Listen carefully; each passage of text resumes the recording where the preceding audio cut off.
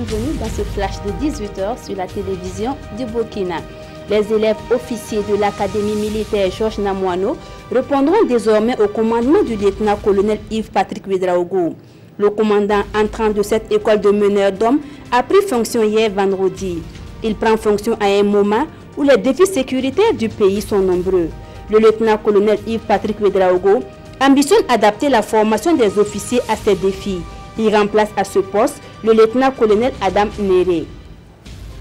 L'incivisme, un phénomène qui prend de l'ampleur au Burkina Faso. Mais que faire pour endiguer ce mal? Face à cette question, le collectif des Amis du Faso tente d'apporter sa réponse à travers une conférence qui a réuni experts et sociétés civiles. Une conférence qui s'est tenue sous le thème « Incivisme, cause, conséquences, solutions ».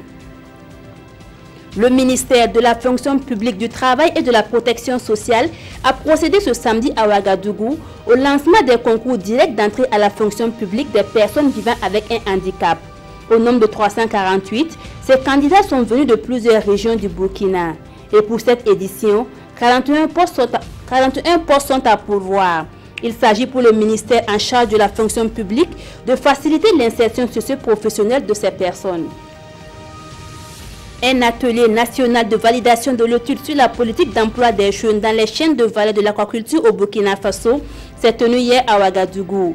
Une rencontre qui doit aboutir à l'adoption d'une politique inclusive pour la promotion des jeunes dans l'aquaculture et de ses matières premières dans notre pays et dans 5 autres pays de l'Afrique de l'Ouest. Cette étude s'inscrit dans le cadre d'un projet d'assistance de la FAO sur les créations d'opportunités d'emploi des jeunes.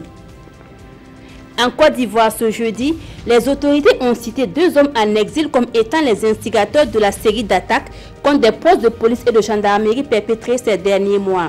Stéphane Kipré, gendre de l'ancien président Laurent Gbagbo, et Picasse Damana, un ex-responsable des Jeunes Patriotes, porteraient un projet de déstabilisation impliquant notamment des responsables politiques aussi bien à l'intérieur qu'à l'extérieur du pays.